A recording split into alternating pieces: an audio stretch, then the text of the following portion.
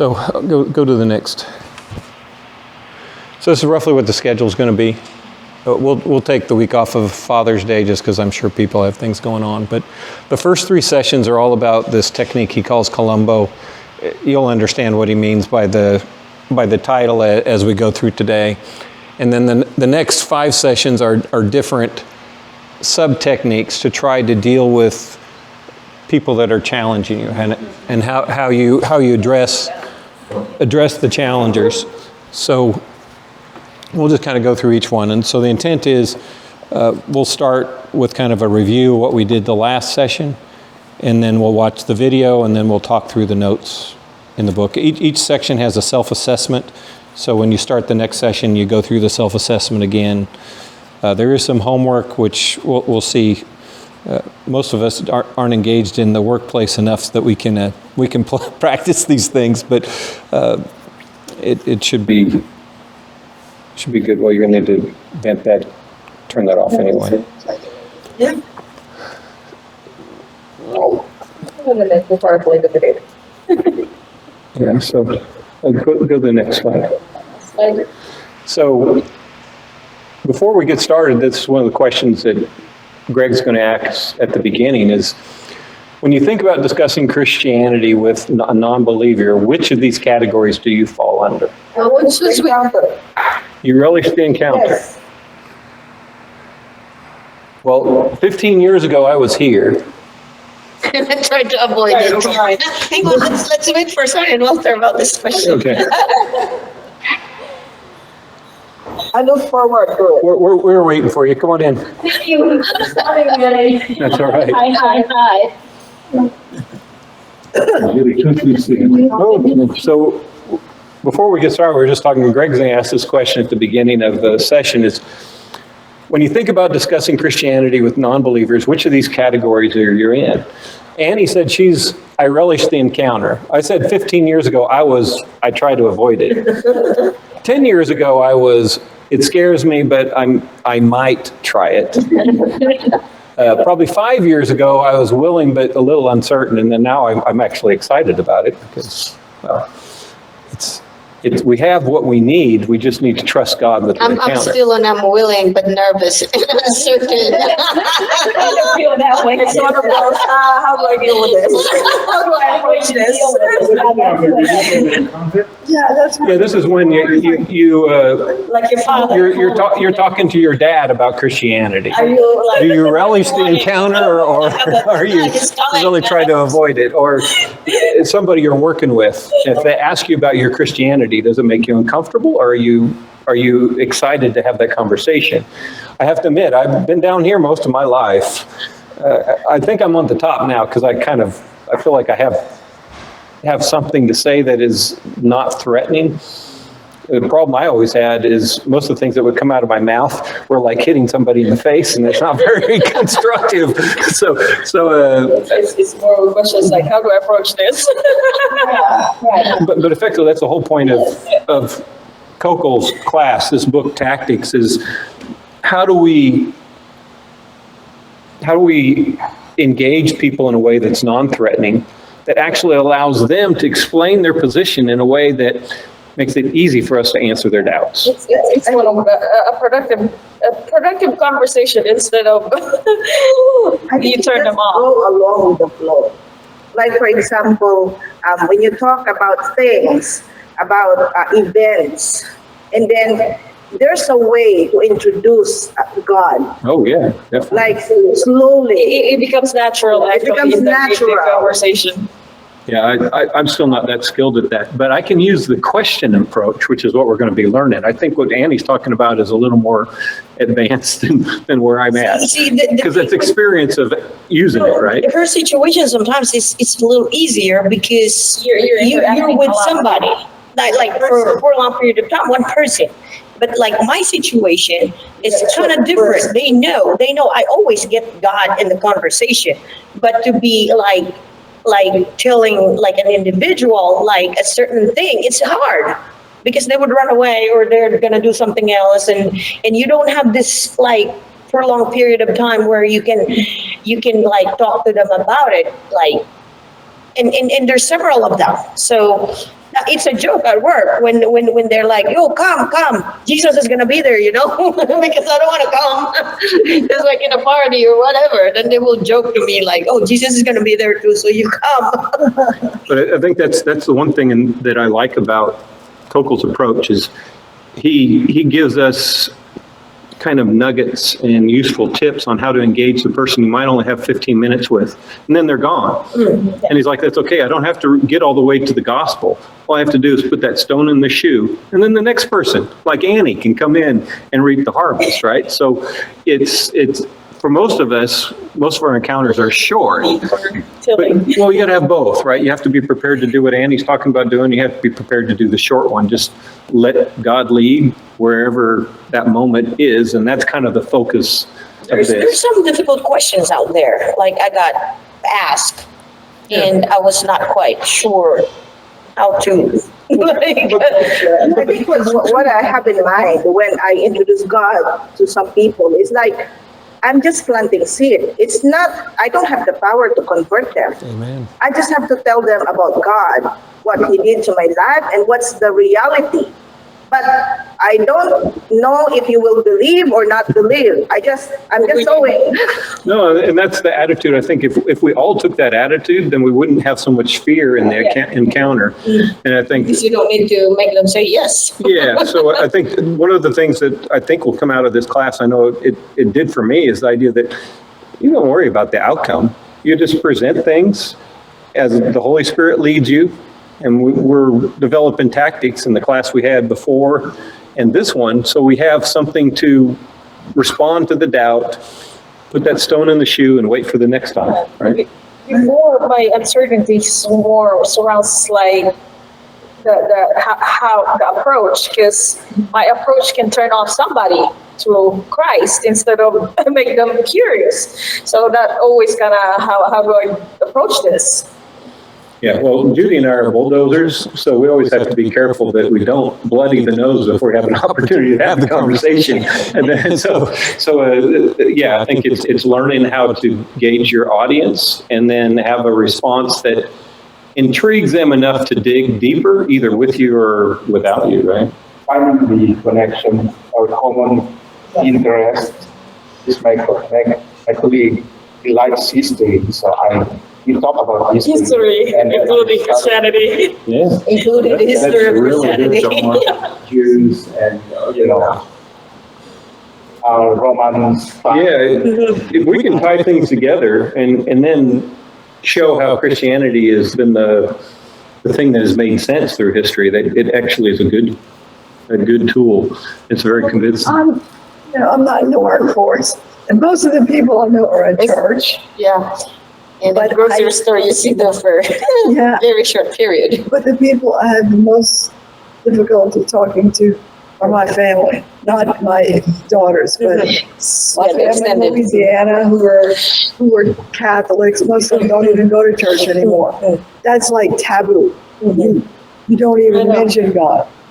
And so I'm like, I don't know how to. No, this is going to work for you, because this is all questions where you honestly ask them a question about their own perspective and let them explain it to you.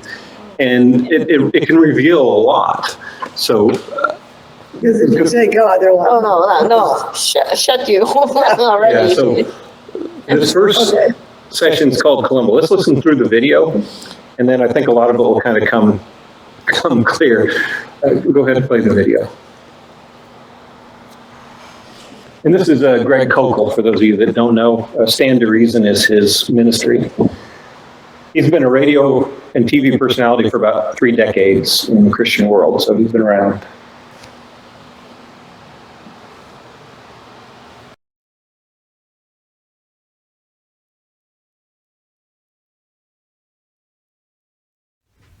Hi, I'm Greg Kokel with Stand to Reason. And first of all, welcome to the class. I am thrilled that you're taking this class for a very important reason. I think you may very well look back on this particular time that you've spent with me and this tactics class as a turning point in your life. That is, as a time when everything changed for you in the way you engage other people about the gospel of Christ. This is what happened to me. 10 or 15 years ago when I began to use these tactics more effectively. And I have taught this to thousands of people, literally. And everywhere I go, people come back to me and they tell me, this changed my life. This training, this teaching, this approach to engaging people with the claims of Christ has absolutely changed my life. So I have a great expectation that this is going to be the same for you. And so I encourage you, don't miss a single session if you're going to do this as a group. It's that important. Now, the reason that you're going to be a different person, things are going to change for you because of this course, is because I'm going to provide for you something that has been missing in your training so far. I get a chance to speak at a lot of conferences. There are conferences where a lot of people go to them and a lot of smart guys are doing the teaching, okay? And they bring lots and lots of good information, and that's fabulous. We need it. And in fact, there's hardly a challenge that has been made on Christianity that hasn't been addressed by some really thoughtful person and dealt with, so we don't have to be afraid of anything. But there's a problem with these conferences, and the problem is, well, it reminds me of the Far Side cartoon where the guy's at a class, and it's a math class, and all the equations are on the board, and the student raises his hand and it says, "Professor, could I please be excused? My brain is full." You ever had that situation where you're just overwhelmed with all of the information? It's great, the information that's being given, but there's something missing. And the thing that's missing is a bridge from the content to the conversation, a bridge from the scholarship to the relationship. How do you take all of that stuff that you've been learning and get it in play in a productive way in a conversation? And that is the missing piece that I want to give you in our time together. So here's what I have in mind for our first session together. First, I want to define tactics. I want to tell you what they are, how they're used, and I want to warn you about a danger in using a tactical approach, okay? The second thing that I want to do is I want to suggest a significant change in the way you approach what we usually call evangelism, okay? A different way of looking at it. The third thing I want to do is I want to introduce you to the first and the most powerful apologetics tactic, the one that really is the very core of our game plan. And what I'd like to accomplish in the process is not to just give you more information.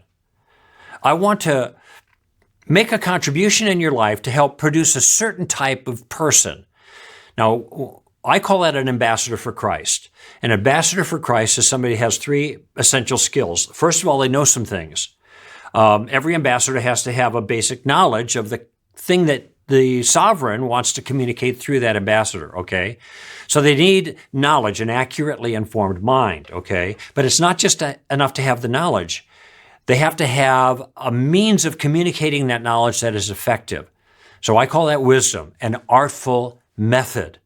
But if you have the knowledge and you have the method, but it turns out you're a drunk or a womanizer or just plain rude, you can see now how a person's character is going to undermine the message. So the third issue is character.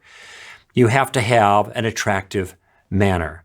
This course focuses in principally on the second element of being a good ambassador, the tactical skill of engaging people in conversation. So let me pause for a moment and talk about the difference between tactics and strategy. You hear these terms being used in military circumstances and conversations and the like. There is a difference between the two of them, and especially as we engage other people with the claims of Christ, we want to think of these two different things. A strategy kind of involves the big picture. And the way I look at that with regards to our circumstance as Christians is the big picture involves all of the information that we have to make our case. Whether we are defending against a challenge to Christianity, we call that sometimes defensive apologetics or negative apologetics, if you will, or whether we're making a positive case for Christianity, and some call that positive apologetics. In either case, we have the goods.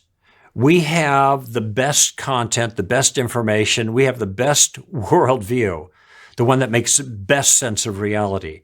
And so we have the goods. That's the big picture. But how do we get the goods into play in a conversation with people? And this is what I was talking about a few moments ago when I talked about the bridge. This is where tactics come in, because tactics, simply put, are about how we take those resources that we have at our disposal and we put them into play to maneuver in conversations. Now, I got to offer a warning here because there is a downside here. These tactics are very, very powerful. That means that you can use these tactics if you have ill will to make people look foolish and stupid and that kind of thing. And this isn't the purpose. The tactics are not tricks. They are not slick ruses. They are not clever ploys to destroy non-Christians or force them to submit to your own point of view. They are not attempts to belittle or humiliate or to gain notches in our spiritual belts. This is not what we're about. This is not our spirit here. Okay? Instead, what I am teaching you are tactical maneuvers and conversations that will actually help you to manage the conversation, not to manipulate people. It'll help control the circumstances that you're in, not coerce people. We're not forcing our views. We're offering arguments. We're seeking to persuade people. Okay? We want to finesse them, not fight with them. All right? We want to use our tactics to maneuver and navigate through the minefields that we invariably are going to encounter when we're talking with other people about our convictions. Basically, the point of the tactical approach is to put you in the driver's seat. Okay, we'll revisit that notion a number of times, but I want to teach you a technique that will allow you to stay in the driver's seat yourself. So now we know what tactics are and what they're not. And I want to talk next about an insight that has completely changed my approach to conversation with other people. A number of years ago, after having, long seasons of frustrating engagements with others, it became clear to me that I was using the wrong approach. And the insight that helped me out here was simply this: before there can be any harvest, there's always got to be a season of, let's just call it gardening, okay? And this is so important, I want to repeat it. Before there can be any harvest, there always has to be a season of gardening. And you think about it, virtually no one anymore goes from 0 to 60 overnight. They don't get introduced to the gospel and then become a Christian right away. That almost never happens, especially in our communities right now. Those kinds of important decisions take lots of time. And I want you to think about what Jesus said in John chapter 4. This is the woman at the well, and it's a very popular passage, and it's a great conversation Jesus has. But sometimes we miss what he said afterwards. And in fact, it was about a year and a half I was reading this passage, and all of a sudden it jumped out to me. This other part and how well it fit into what I'm talking about here. Jesus had talked to the woman at the well. She went off to Sychar to tell everybody what this man had told her, bring them to see him. The disciples came. They were out getting food. Jesus says to them, you are about to reap where you did not sow. In other words, there are other people who did the heavy lifting. You're going to get the easy pickings. He said, and in fact, he said, you say there are 6 months or 4 months, and then comes the harvest. He said, look, the field is ripe for harvest. And he's probably indicating that particular field. I don't think he meant that every field is always ripe for harvest, but that field was. And he's probably referring to the white robes coming across the field right then, being led by the woman at the well. And then he says this, so that the one who reaps and the one who sows can rejoice together. Do you see that? There are two different kinds of workers. There are sowers and there are reapers. There are two different seasons. There are sowing, gardening, if you will, and reaping. But there's one team. And frankly, when I look back at my life, I realize that I've really been a gardener most of my life, whether it was with radio or TV interviews or lectures or what I do in my public presentations. I'm gardening. I'm not harvesting. That's not my skill. And some of you are frustrated because you realize, boy, harvesting is what it's all about. That's what you think. That's the model of evangelism that we've received. But we're in a period of our time now where people need a lot more time during the gardening phase before they're ripe and ready to harvest. And when they're ready, of course, the harvest is easy because you bump up against the fruit and it drops into the basket. That's simple. The hard work is in the gardening. And since we probably need more gardeners than we need more harvesters, chances are pretty good that you are not a harvester, you're a gardener. And you've been frustrated because you're not a good harvester, you're not good at closing the deal. It makes you nervous, and I understand that. And so you sit on the bench, and you're not involved. You didn't realize that maybe you're just a gardener, and that's the role that you play. Harvesting is easy when the fruit is ripe. It's part of our job, as is part of our team, to do the gardening. Okay? So I'm a gardener. I'm not a harvester. I suspect most of you are as well. And as such, understanding that there's always a season of gardening that's necessary before the harvest, I have modified my own goal. My goal when I go out is not to try to win that person to Christ. It may not even be to get to the gospel, because sometimes there's all kinds of stuff that have to be dealt with before people will take the gospel seriously. I have a different goal, and I encourage you to adopt the same goal. Now, what is that goal? So whenever I speak to a non-Christian audience, I have a different goal in mind, and I let them know this goal right up front. I say to them, I'm here tonight because my life has been deeply changed by an ancient teacher. His name is Jesus of Nazareth. And 40 years ago or so, when I was a student at UCLA, I began to think about the claims that Jesus made about himself, about the nature of the world, and the claims that he made on my own life. And I began to ask a lot of questions, and I even pushed back quite a bit too. But finally, I came to the conclusion that Jesus got it right. This is what I tell him. And so I began to follow him. Now I say, I'm not here today to convert you. That's not my goal. I just want to put a stone in your shoe. I just want to annoy you in a good way.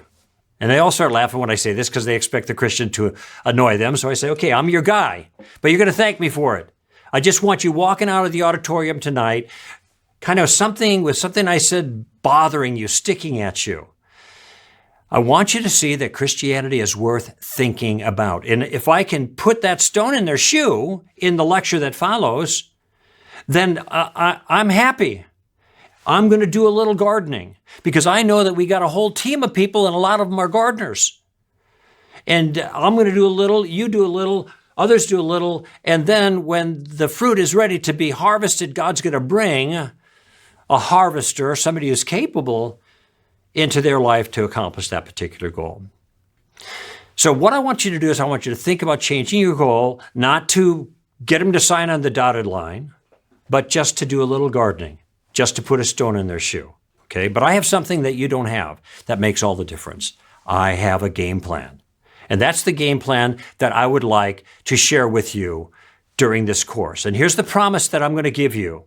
In this course, I am going to give you a game plan that will allow you to converse with confidence in any situation, no matter how little you know, or how knowledgeable or aggressive or even obnoxious the other person may be. Okay? It's a game plan that I order in a very particular way to make it simple to follow, yet is tailor-made for each individual. It follows Paul's directions in Colossians chapter 4, verse 5 and 6. And here's what he says there. He says, conduct yourselves with wisdom towards outsiders, making the most of the opportunity. So first he says, be smart, all right?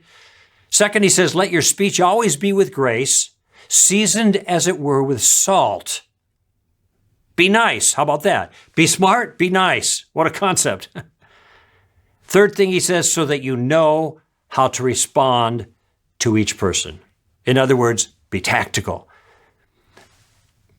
Be smart, be nice, be tactical. Now, let me give you an example of what I mean about employing this kind of tactical approach, trying to put a stone in someone's shoe, not going for the gold, but following Paul's advice there in Colossians chapter 4.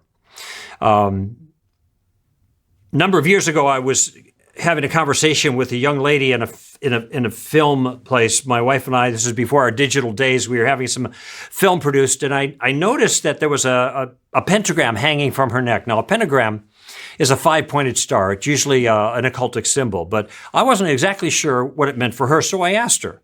I said, does that jewelry have religious significance?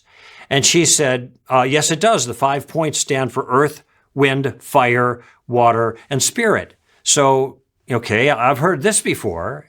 I wanted to know whether it really had religious significance for her, and I asked her that question. She said, yes, I'm a pagan. Now, I'm a trained professional, so I'm, cool and calm. My wife never heard that before. When she heard the lady refer to herself as a pagan, my wife started to chuckle, and then she caught herself, and she said, I'm sorry, I didn't mean to be rude. I just never heard anybody admit it before. She'd only heard the word pagan used when her girlfriends would call their kids in, get in here, a bunch of pagans kind of thing. But the woman wasn't offended. She said, well, no, this is a earth religion. And she began to explain how in her earth religion, they respect nature and life and the like. And I realized at the moment I was talking probably to a witch. And so I asked her, are you Wiccan? And she said, yes, I am. And then repeated this notion about respecting all life. Now, I know a little bit about witchcraft, and they do respect life, and that means that most of the time they're pro-life with regards to the abortion issue. So I asked her that. Are you pro-life with regards to the abortion issue? She said, no, I'm pro-choice. I said, isn't that a little bit unusual for a witch to be pro-choice? And she said, yeah, it is. And then she said this. She said, I know I could never do that, referring to abortion. I could never kill a baby. Now, those were her words. Now, at Stand to Reason, we have training material about abortion, and we train people to make the case that abortion kills an innocent human being, baby killing if you like, but we don't use that kind of language because we don't want people to think we're advancing our case by using slick rhetoric, baby killer, that kind of thing. But now I'm not the one who is using that language. It's the witch who is the pro-choicer who's identifying abortion as baby killing. And one thing I hope that you get out of our sessions together is you get the conviction that you have to listen to what people say because they're going to give you stuff you can use. And I'm listening. So am I going to use the word abortion anymore as we continue this conversation? No. I'm going to talk about baby killing because she's already legitimized the phrase. She said, I would never do that. I would never kill a baby. And then she said, why? She said, I wouldn't want anything bad to come back on me, kind of like a karma thing. What goes around comes around. Now, I don't know about you, but I think that's kind of an odd reason not to kill a baby. I'm not going to kill any. You never know what's going to happen to you when you kill babies. Maybe it's just a good idea not to kill babies. But I didn't take that tack. Instead, I said, well, maybe you won't kill babies, but maybe we should stop other people from killing babies. And she said, well, I think people should have a choice. Now, what is the choice we're talking about here? By her own admission, the choice to kill babies, right? And so I asked her that. You mean they should have a choice to kill babies? And she said, well, I think all things should be taken into consideration. I said, okay, well, what would be a good consideration to make it okay to kill a baby? And she immediately said, incest. Now, notice what's going on here. She is trotting out all the pro-choice slogans, right? But she's not thinking about it because she's already identified abortion as baby killing. So all of the pro-choice slogans are now slogans in favor of baby killing explicitly. And it's starting to sound a little weird to me, but she doesn't get it because she's just using slogans. People do this all the time. And Christians do this all the time as well. Okay? So I wanted to get her off her stride a little bit. I'm asking questions. Finally, I said, let me see if I understand your view. If I had a 2-year-old that was standing next to me right now who had been conceived by incest, on your view, then I should be allowed to kill this baby. Now, this question stopped her in her tracks.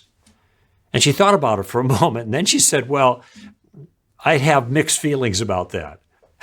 Now, she meant it as a concession. I said, I hope so, at least mixed, She said it as a concession, but it got her thinking. And I noticed that the line is growing behind me, okay? So I realized that now I am interfering with her work product.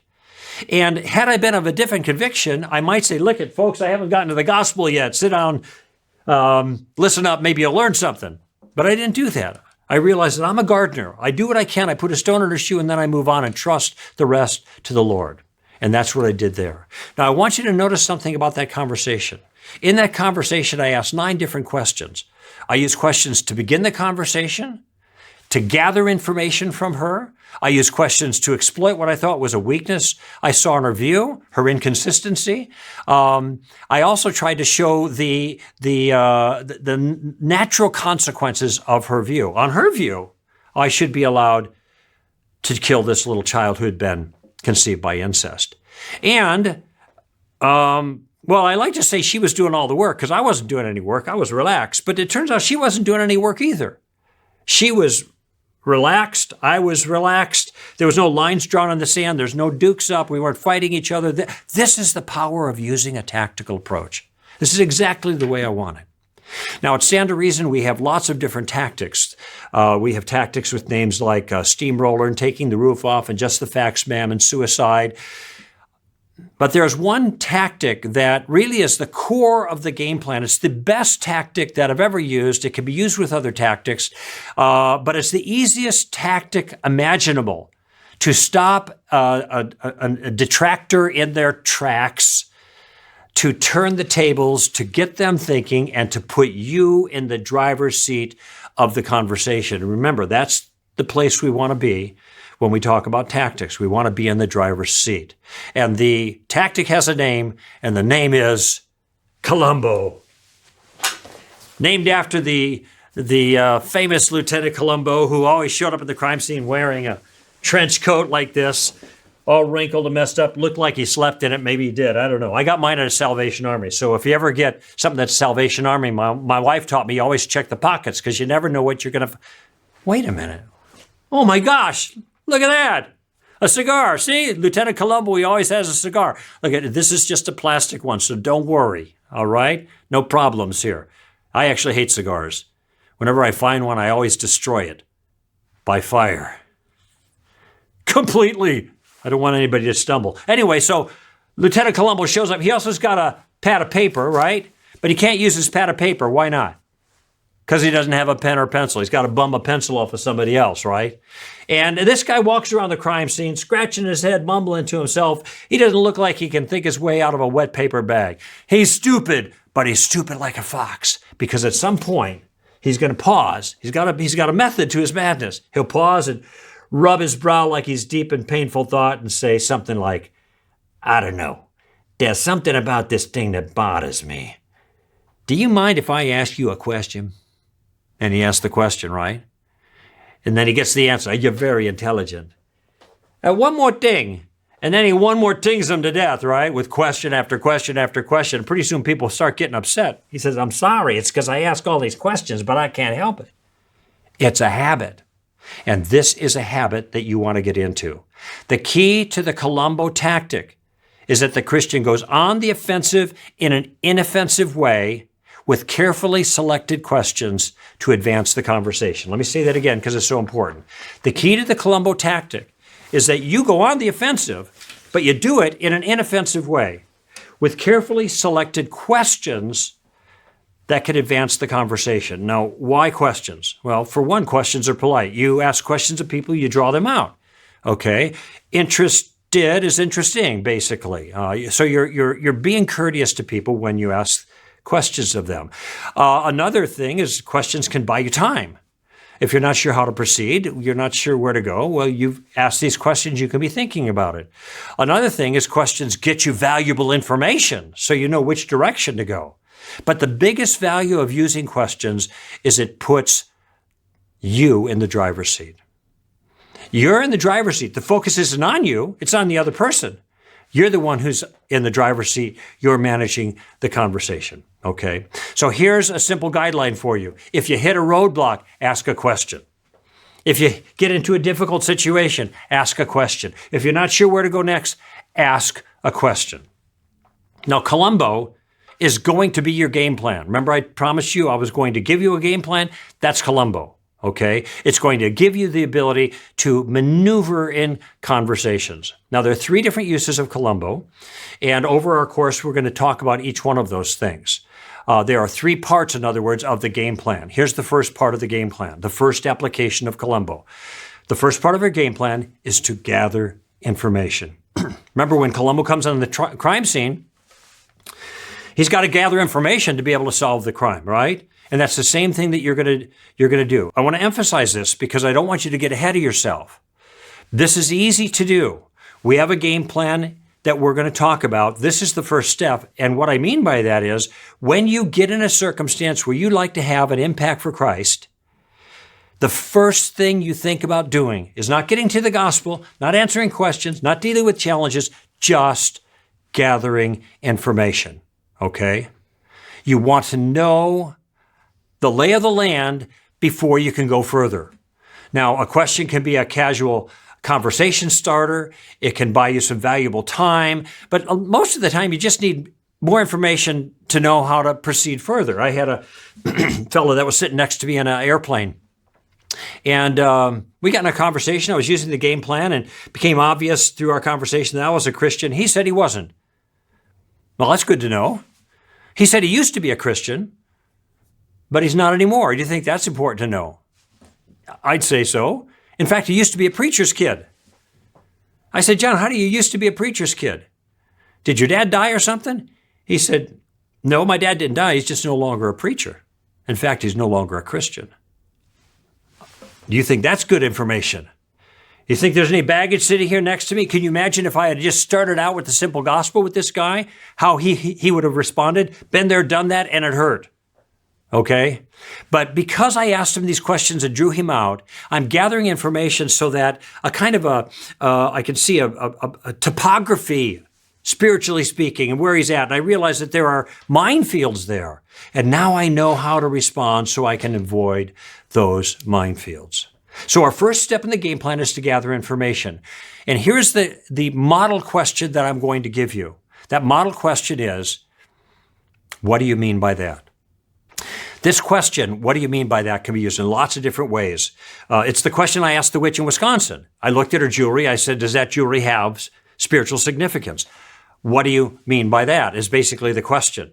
Somebody says to you, there is no God. Well, you could start giving all kinds of arguments for the existence of God, but maybe be better to say, what do you mean by that? That is, what kind of God don't you believe in? Maybe you don't believe in a God that's up on a throne somewhere with a long beard in outer space. I mean, I don't believe in that kind of God either. Maybe they don't believe in a God of organized religion, but they believe in some kind of force. Maybe they believe in nothing but the natural realm. You can't go further effectively if you don't know what that is, okay? Once a student said, everything's relative. How do you respond to that? Well, I would never go after the issue itself without asking some questions first, like, what do you mean by relative? I know what it means, but I don't know that he knows what it means. And what do you mean by everything?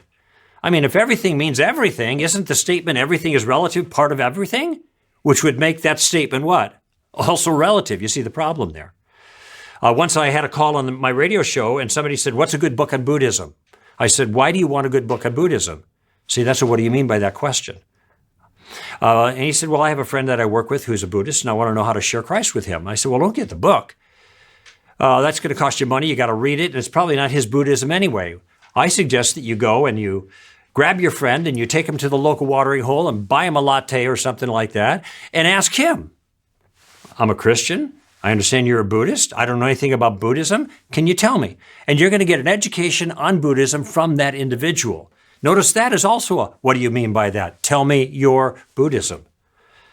So there are lots of ways to use this question. Just one thing to keep in mind, though. Sometimes when you ask, what do you mean by that? You're going to get what I call the sounds of silence response, which means they're not going to know what to say. Now, you think that they would know what they're thinking about and what their beliefs actually entail, but it's not always the case. Sometimes they don't know, and you're giving them an opportunity to clarify their view. And they won't be able to advance their view based on ambiguity now because you're drawing them out with this question. It's a question you can ask all day long until the cows come home, and there's no pressure on you at all. If there's any ambiguity in the response, go ahead and ask more questions. Have them spell the issue out for you, if they can. A great example of this is the problem of evil. It comes up all the time, okay? And it catches Christians flat-footed. It's a great spot for your first question. People say, what about all the evil in the world? I say, what about it?